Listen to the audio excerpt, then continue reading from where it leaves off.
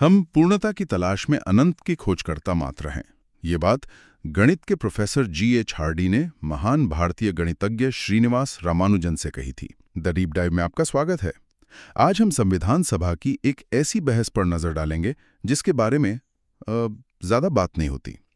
ये बहस भाषाओं या मौलिक अधिकारों पर नहीं थी, ये हुई थी अंकों पर। हाँ, वही अंक जो हम रोज इस्तेमाल करते हैं, 1, 2, 3।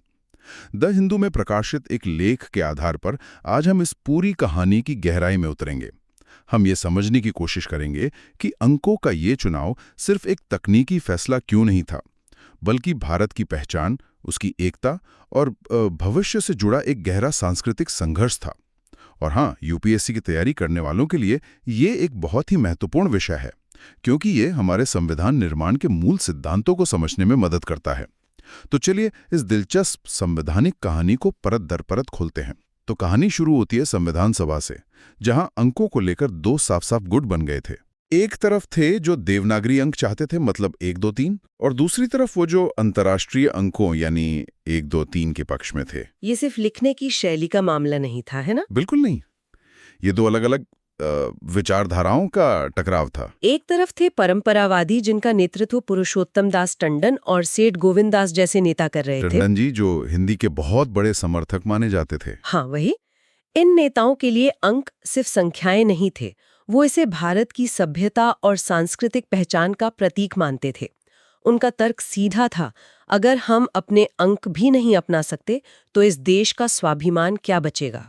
मतलब उनके लिए देवनागरी अंकों को छोड़ना भारत की आत्मा के एक हिस्से को छोड़ने जैसा था। बिल्कुल। और वे इस एकरूपता के लिए राष्ट्रीय एकता को भी दांव पर लगाने को तैयार थे। उनका मानना था कि एक राष्ट्र की एक भाषा, एक लिपि और एक ही तरह के अंक होने चाहिए। लेकिन भारत जैसे विविधता वाले देश में जब भी एक की बात होती है तो कई लोगों के मन में डर भी पैदा होता है, और यही डर दूसरे पक्ष की दलीलों में नजर आया, खासकर दक्षिण भारत और अल्पसंख्यक समुदायों के जो सदस्य थे।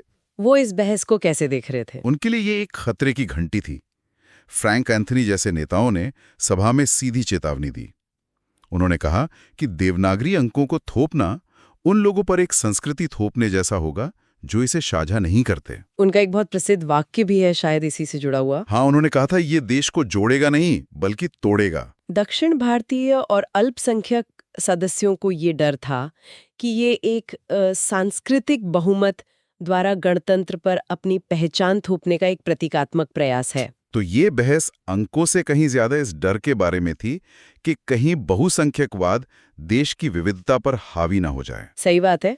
एक तरफ सांस्कृतिक स्वाभिमान था तो दूसरी तरफ विविधता और समावेश की चिंता। ये तनाव तो बढ़ना ही था। और ये बढ़ा। 26 अगस्त 1949 का दिन, वो दिन संविधान सभा के इतिहास में एक बहुत ही नाटकीय दिन था। इस मुद्दे पर 3 घंटे तक तीखी बहस हुई। माहौल बहुत गर्म आ गया था। और जब मतदान हुआ तो जो हुआ उसकी किसी ने उम्मीद नहीं की थी। क्या हुआ था उस दिन? जब पहली बार हाथ उठाकर वोटिंग हुई तो अंतर्राष्ट्रीय अंकों के पक्ष में 63 वोट पड़े और देवनागरी अंकों के पक्ष में 54। मतलब अंतर्राष्ट्रीय अंक जीत गए थे? हाँ, लेकिन बहुत कम अंतर से। देवनागरी के समर्थक शांत नहीं बैठे।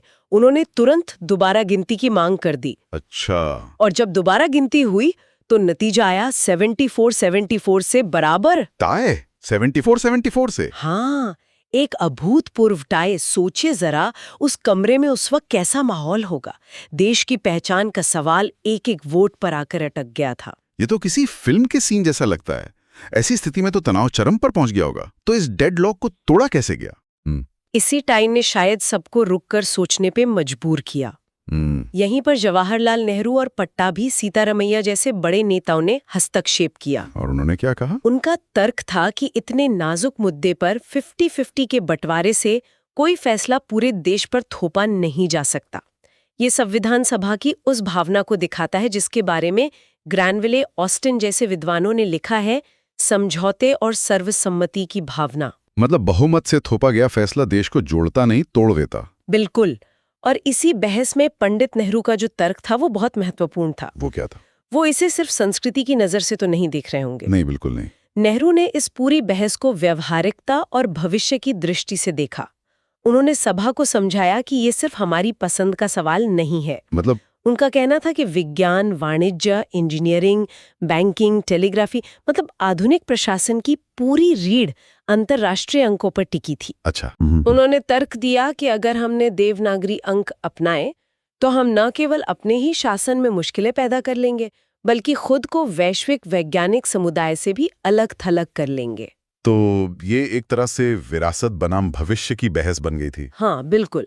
उनके लिए भारत की दिशा तय करने का सवाल था। क्या हम एक अंतर्मुखी देश बनेंगे या एक ऐसा देश जो आत्मविश्वास के साथ दुनिया से जुड़ेगा? तो महीनों की इस खींचतान, टाई हुए वोट और इतनी गहरी बहसों के बाद आखिरकार समाधान निकला कैसे? समाधान एक बहुत ही खूबसूरत और बुद्धिमानी भरे संवैधानिक समझौते से निकला जिसे आज हम मुंशी अयंगर फॉर्मूला के नाम से जानते हैं। मुंशी अयंगर फॉर्मूला। हाँ, के.एम. मुंशी और एन. गोपाल स्वामी अयंगर ने मिलकर इसका मसौदा तैयार किया और इस समझौते की छाप हमें संविधान के अनुच्छेद 343 में साफ दिखती है। अच्छा, तो इस फॉर्मूले में ऐसा क्या खास था जिसने दोनों पक्षों को राजी कर लिया? इसकी खासियत एक छोटे से वाक्यांश में छिपी है। संविधान ने एक बहुत ही अनूठा वाक्यांश इस्तेमाल किया, भारतीय अंकों का अंतर्राष्ट्रीय रूप। भारतीय अंकों का अंतर्राष्ट्रीय रूप, ये तो सुनने में थोड़ा विरोधाभासी लगता है। भारतीय भी और अंतर्राष्ट्रीय भी। यही तो इसकी चतुराई थी। ये विरोधाभासी नहीं बल्कि ऐतिहासिक रूप से बहुत सटीक था। वो कैसे? देखिए, आज हम जिन अंकों 1, 2, 3 को अंतर्राष्ट्रीय कहते हैं, उनकी उत्पत्ति कहाँ हुई थी? भारत में। हमारी दशमलव प्रणाली और शून्य की खोज ने ही इन अंकों को जन्म दिया था। हाँ, ये तो सही बात है। यहाँ से ये अंक अरब व्यापारियों के जरिए पश्चिम एशिया गए और फिर यूरोप पहुंचे, जहां उनका आज का रूप विकसित हुआ। तो उनकी जो बौद्धिक जड़ें हैं वो तो भारतीय ही रहीं, बस उनका दृश्य रूप अंतर्राष्ट्रीय हो गया। वाह, तो इस एक लाइन से संविधान निर्माताओं ने दोनों काम कर दिया। उन्होंने भारत की महान गणितीय विरासत को भी सम्मान दे दिया और आधुनिक दुनिया के साथ चलने की व्यावहारिकता को भी अपना लिया। बिल्कुल, ये सांस्कृतिक गौरव और व्यावहारिक दूरदर्शिता का एक बेहतरीन संतुलन था। इसने परंपरावादियों को ये महसूस कराया कि हम अपनी जड़ों को नहीं भूल रहे, और उदारवादियों को ये तसल्ली दी कि हम भविष्य की चुनौतियों के लिए तैयार हैं। सही कहा। ये संतुलन तो वाकई काबिले तारीफ है, लेकिन कानूनी तौर पर इसे कैसे लागू किया गया? अनुच्छेद 343 ने कानूनी तौर पर भी एक संतुलन बनाया।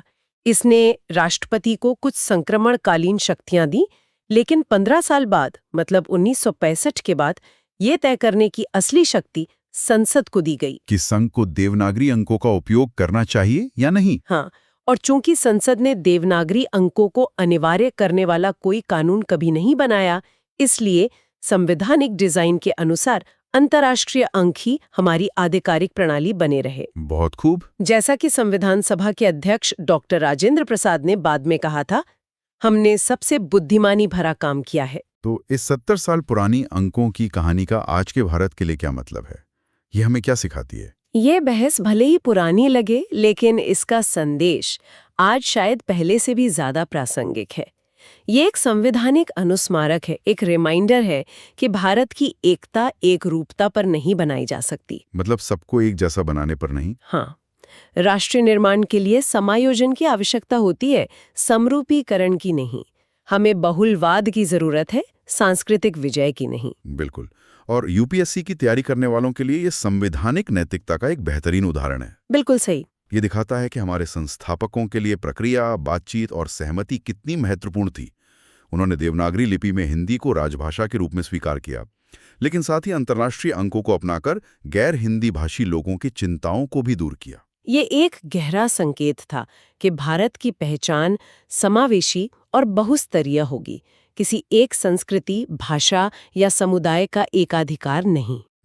जैसा कि स्रोत में कहा गया है, हमारे संविधान निर्माता भी भारत की अनंत विविधता में यात्रा करने वाले खोजकर्ता थे। और अंकों का उनका चुनाव हमें याद दिलाता है कि सबसे छोटे प्रतीक भी सबसे बड़े संवैधानिक सत्य को धारण कर सकते हैं। आज की चर्चा को समाप्त करने से पहले मैं सुनने वालों के लिए एक सवाल छोड़ना चाहूंगी।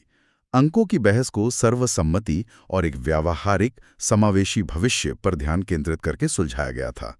आज के भारत में ऐसे कौन से समकालीन विवाद हैं जिन्हें हल करने के लिए मुंशी आयंगर फॉर्मूले के उन्हीं सिद्धांतों को लागू करने से लाभ हो सकता है, यानी विरासत को व्यावहारिकता के साथ संतुलित करना और थोपने के बजाय समायोजन को प्राथमिकता देना।